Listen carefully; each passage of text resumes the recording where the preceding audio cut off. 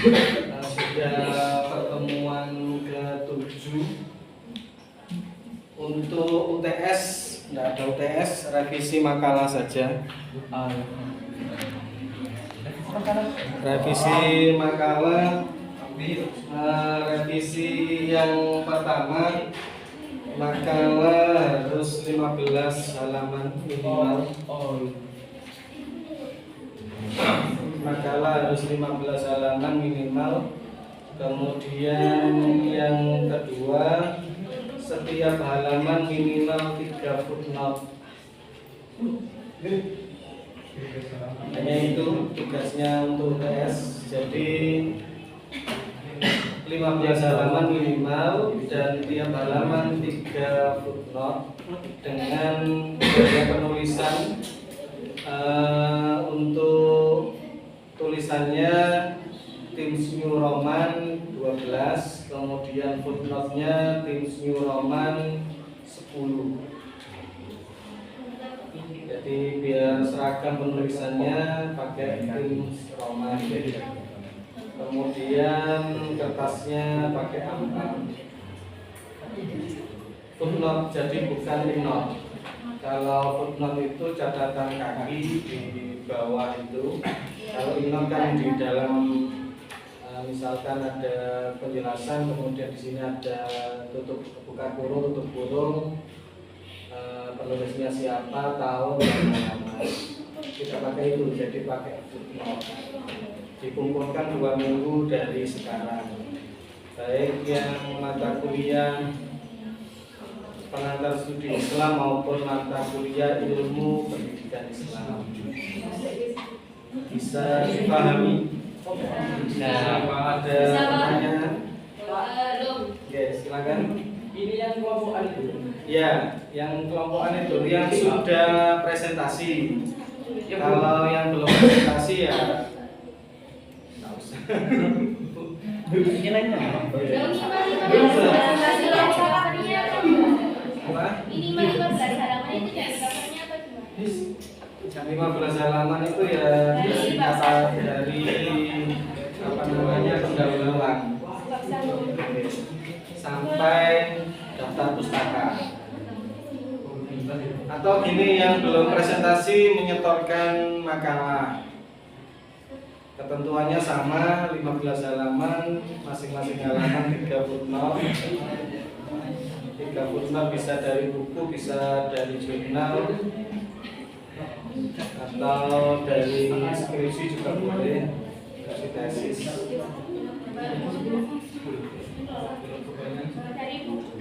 Dari buku boleh. Yang belum berarti juga membuat makalah. Jadi nanti pertemuan-pertemuan berikutnya setelah UTS kan tinggal maju saja, sudah tidak membuat makalah. Paling yang membuat PowerPoint. PowerPoint itu memudahkan kita ketika kita presentasi. Ada pertanyaan? Jadi nanti waktu UTS sampean bisa mengerjakan di tempatnya masing-masing, di asrama, di rumah, di BPJS, di kafe UAC.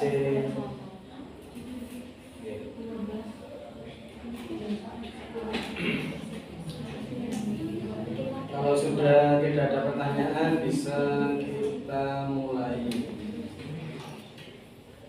Itu rencananya nanti saya kan sudah punya modul pengantar studi Islam sama modul ilmu pendidikan Islam. Kepingin saya itu saya sempurnakan dengan buku. Jadi nanti dengan sampean nanti bisa saya sempurnakan untuk bobot ilmiahnya, sehingga pada akhir semester nanti bisa ngoling penerbit kalau bisa diterbitkan.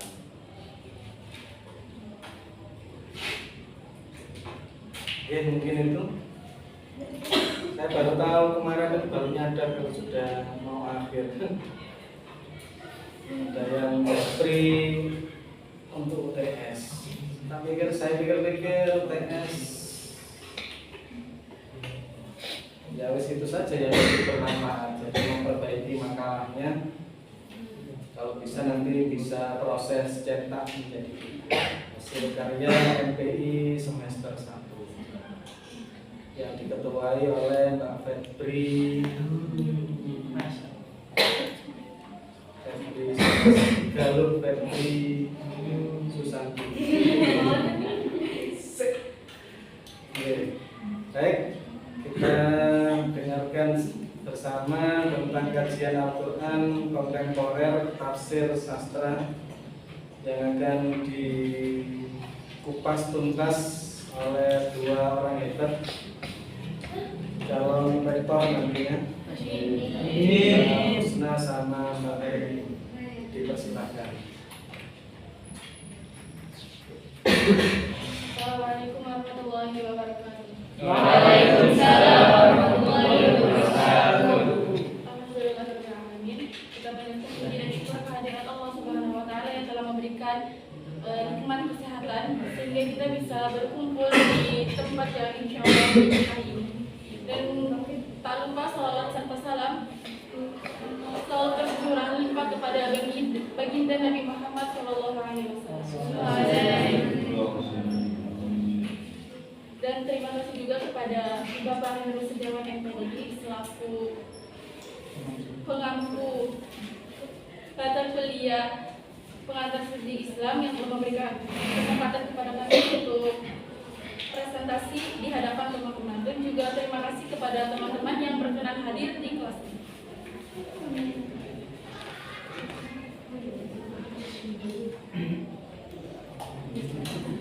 Pada kesempatan kali ini kami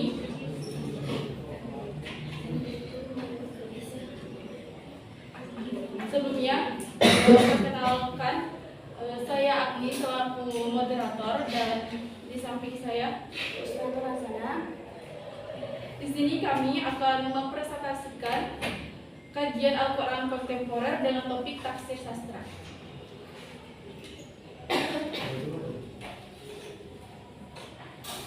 Mungkin teman-teman udah nggak asing lagi sama yang namanya tafsir. Tapi tafsir di sini berbeda dengan tafsir yang biasa kita kaji di utamanya di pondok pesantren. Nah, tafsir sastra di sini latar belakangnya adalah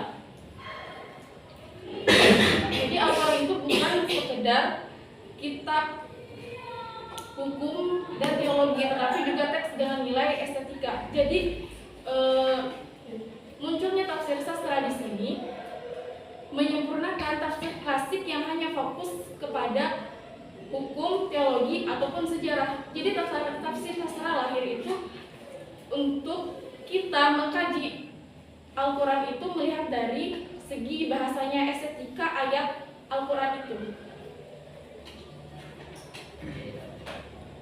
Nah, di sini tafsir klasik itu fokus pada hukum dan sejarah. Tafsir sastra menyoroti keindahan bahasa, metafora, struktur naratif.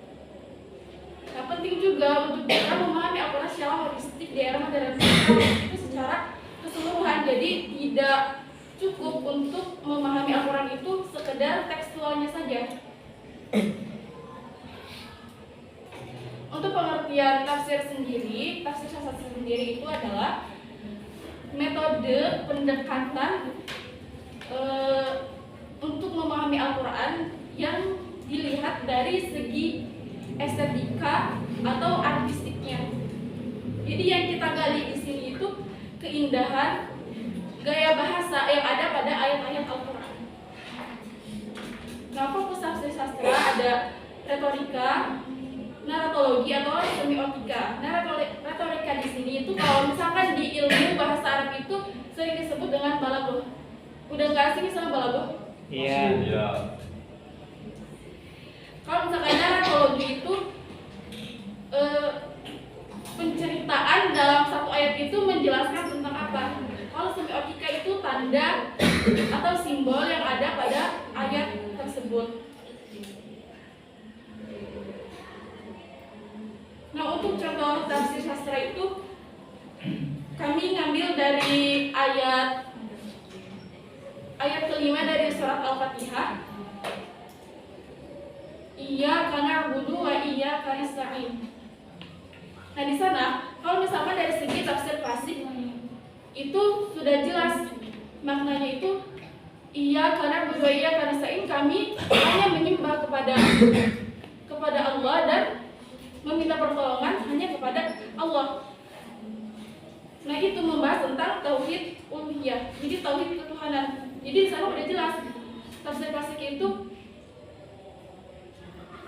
memberikan makna pada ayat kelima dari surat Al-Fatihah itu menjelaskan tentang ketuhanan. Tapi beda lagi kalau misalkan ditinjau dari tafsir sastra. Kalau dari tafsir sastra itu iyyaka na'budu wa iyyaka nasta'in itu ada beberapa poin. Yang pertama itu ada taqdimul ma'mul ala amil, itu mendahulukan ma'mul atas amil. Itu memberikan faidah pengkhususan. Jadi kita tuh hanya, artinya itu kita hanya menyembah Allah dan meminta pertolongan kepada Allah. Beda lagi konteksnya kalau misalkan na'buduka wa nasta'in, ya wa nasta'inuka, itu artinya kami menyembahmu dan kami meminta pertolongan kepadamu. Nah, bisa aja kalau misalkan redaksinya kayak gitu, ada sesuatu yang disembah, ada sesuatu yang diminta pertolongan selain Allah. Itu poin pertama dari tafsir sastra ayat kelima surat Al-Fatihah. Terus yang kedua yaitu iltifat atau peralihan. Nah, kan dari ayat 1 sampai ayat 4 itu domir yang dipakai di ayat 1 sampai 4 ayat 1 sampai 4 itu domir yang dipakai adalah domir goib huwa. Jadi di sini tuh menceritakan gimana sifat Allah, sifat rahmannya Allah, sifat rahimnya Allah. Nah, terus di ayat kelima ganti dari awalnya domir goib jadi domir mukhatab iyyaka. Jadi langsung, jadi kita nggak nyeritain lagi Allah itu gimana, tapi secara tidak langsung kita itu langsung ngomong sama Allah gitu. Itu peralihan dari domir goib ke domir mukhatab. Terus yang ketiga itu ada, nah di iyyaka na'budu wa iyyaka nasta'in itu kan domirnya pakai domir jamak ya, bukan domir mufrad. Nah, kenapa pakai domir jamak? Karena di sini na'budu wa nasta'in iyyaka na'budu wa iyyaka nasta'in itu jadi mencakup komunal, jadi bukan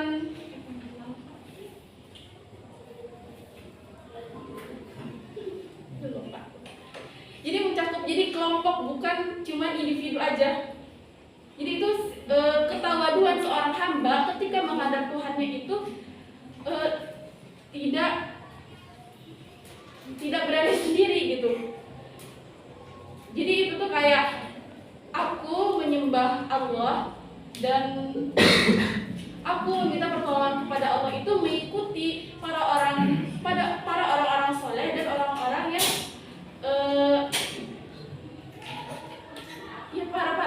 para orang-orang soleh gitu. Jadi itu bentuk ketawaduan seorang hamba ketika berhadapan dengan Tuhannya.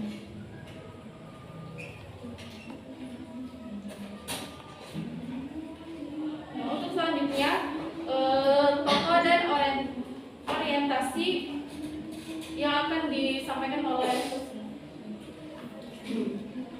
Nah, di sini saya akan menjelaskan tentang tokoh dan orientasinya. Di sini ada beberapa tokoh, yaitu tokoh pertama Amin Al-Khuli. Amin Al-Khuli adalah tokoh paling awal dan penting dalam perkembangan tafsir sastra modern. Memandang bahwa Al-Quran harus dipahami melalui pendekatan bahasa sastra dan konteks budaya Arab. Sebelum masuk ke aspek teologi atau hukum, di sini kami mengambil contoh dari Quran surah Al-Qari'ah Yaitu yang pertama, Bismillahirrahmanirrahim, Al-Qari'ah, hari kiamat. Mal-Qari'ah, apakah hari kiamat itu? Wa ma adraka mal-Qari'ah. Dan tahukah kamu apakah hari kiamat itu? Nah, tahapan pertama di sini yaitu analisis teks. Kata Al-Qari'ah berasal dari kata qara'a, yang berarti mengetuk keras atau memukul dengan suara menunjukkan suara kebentukan kuat atau tekanan terhadap kayak Al-Qari'ah tadi. Kan di situ hari kiamat itu kita ditekankan untuk mengingatnya hari kiamat. Makna ini menunjukkan aspek kejutaan, kepanikan, dan mengancamkan batin. Menurut Al-Khuli, ini bukan sekedar istilah kiamat, tetapi kata yang membangkitkan sensasi suara dalam pikiran pembaca, dan beliau juga tuh bapak tafsir sastra modern, fokus ke balaghahnya tadi. Yang kedua ada Muhammad Ahmad Khalaqullah. Ia adalah salah satu tokoh penting dalam tafsir sastra kontemporer dan menerus gagasan Amin Al-Khuli. Namun ia lebih spesifik kepada kisah narasinya Al-Quran, sehingga pemikiran dikenal sebagai pendekatan naratif sastra dalam tafsir Al-Quran, yaitu Al-Ma'had Al-Adabi At-Tafsir bil Qisas Al-Quran. Pokok pikirannya itu Muhammad kalau ini kisah Al-Quran bersifat sastra, bukan sejarah. Menurutnya kisah Al-Quran ini bukan diturunkan untuk memberikan data sejarah, tetapi untuk memberi pelajaran moral. Terus memberi pelajaran, memperkuat keimanan, membangun kesadaran spiritual dan etika. Oleh karena itu, menurutnya unsur fiksi sastra mungkin hadir untuk memperkuat pesannya. Yang ketiga ada Muhammad Syahrul. Muhammad Syahrul adalah seorang tokoh cendekiawan Islam modern yang berasal dari Suriah. Ia dikenal karena pemikirannya yang kontroversial dalam menafsirkan Al-Quran dan mengembangkan metodologi baru dalam memahami kitab suci tersebut. Muhammad Syahrul memiliki latar belakang pendidikan di bidang teknik sipil, namun ia juga mempelajari filsafat dan linguistik atau bahasa secara mandiri. Dan dia mempunyai karya yang luar biasa. Yang pertama itu Alkitab wa Al-Quran. Yang kedua Risalah Dirasah Al-Islamiyah, Musarrif fil Daulah wa Mujtama. Yang ketiga Al-Islam wa Al-Imam. Yang keempat Nahwa Usul Al-Jadidah li Fikih Al-Islam.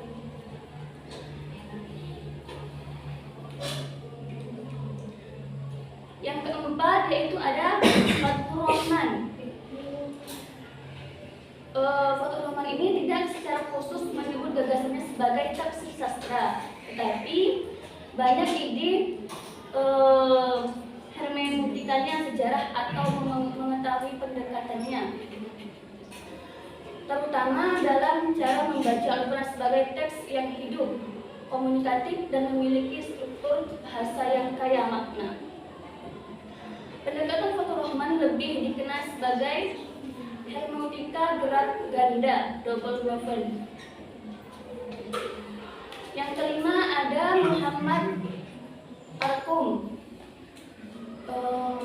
Ia adalah Ahmad Arkum adalah pemikiran kontemporer Islam yang banyak menggunakan pendekatan linguistik, semiotika, dan hermeneutika dalam membaca teks Al-Quran. Muhammad Arkum tidak menggunakan label tafsir sastra secara spesifik, tetapi pemikiran sangat kompatibel dengan dan memperkaya pendekatannya tafsir dan menekankan aspek sastra bahasanya.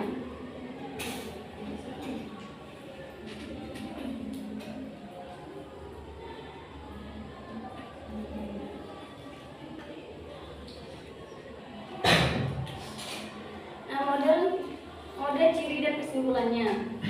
Kalau model seperti yang disampaikan sama Mbak Agni tadi, yaitu ada retorika yaitu gaya bahasa, narratologi, struktur cerita, dan semiotika, simbol dan tanda. Terus yang kedua ada ciri. Cirinya yang pertama adalah interdisipliner. Interdisipliner ialah tafsir sastra tidak hanya menggunakan ilmu tafsir klasik, tetapi juga menggabungkan sebagai disiplin ilmu lain seperti linguistik modern, semiotika, kritik sastra, retorika, atau balaghah tadi, psikologi, sejarah budaya. Dengan pendekatan ini, ayat Al-Quran tidak hanya dilihat dari aspek hukum atau kaidahnya, tetapi juga dari makna, konteks sosial, ekspektasi bahasa, dan pesannya sebagai teks yang hidup.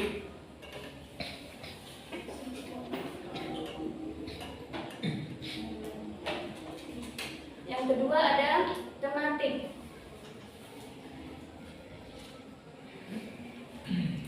Tematik yaitu berarti penafsiran berfokus pada tema tertentu dalam Al-Quran, bukan ayat demi ayat seperti tafsir tahlili. Penafsiran mengumpulkan ayat-ayat yang berkaitan dalam satu tema, kemudian menganalisisnya dari sudut pandang bahasa dan estetika sastra. Contohnya seperti tema kita dalam Al-Quran seperti surat keindahan penciptaan alam, kisah para nabi sebagai narasi sastra, simbol-simbol neraka dan surga.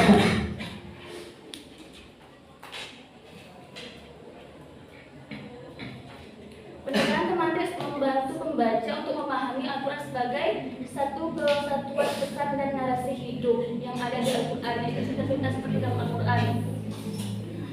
Yang ketiga ada non-literal. Non-literal ini yaitu tidak harfiah, yaitu berarti penafsiran tidak terpaku pada makna tekstual kata semata, tetapi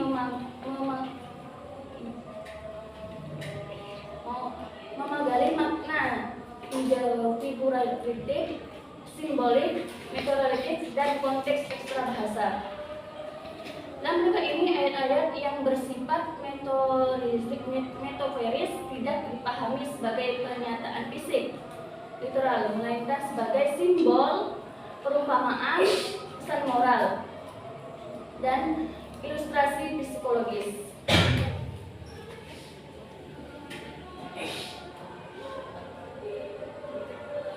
Contohnya seperti hijab hati, yaitu kita berhijab. Berhijab ini dipahami sebagai penghalangan batin untuk menutup aurat, bukan untuk mempercantik doang gitu. Jadi kita berhijab itu untuk netral batin gitu. Yang keempat, meningkatkan estetika. Tadi saya telah memberikan perhatian besar pada keindahan bahasa Al-Quran seperti irama, pilihan kata atau diksi, majas dan gaya bahasa, metafora, hiperbola, dan struktur narasi dialog. Tujuannya adalah menunjukkan bahwa Al-Quran bukan hanya kitab hukum atau teologi, tetapi juga karya bahasa yang sangat indah dan menyentuh emosi manusia atau menyentuh hati kita.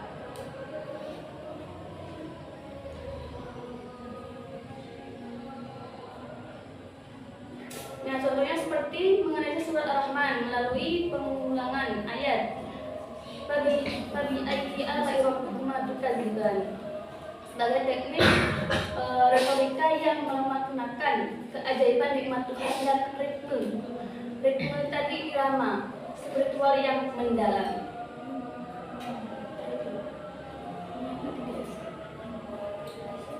Nah, kesimpulannya di sini, tapi sastra memperkaya pemahaman Al-Quran.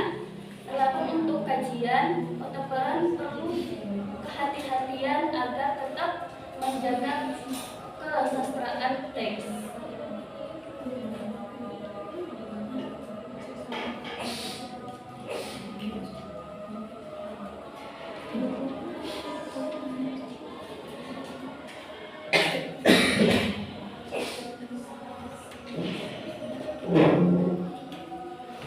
Penyampaian materi dari kami telah selesai dan sekarang sesi mungkin lebih ke diskusi aja. Soalnya kita masih belum terlalu paham juga, jadi kita diskusi aja ya. Ya, boleh. Mungkin ada yang mau bertanya. Ini sesi tanya jawab.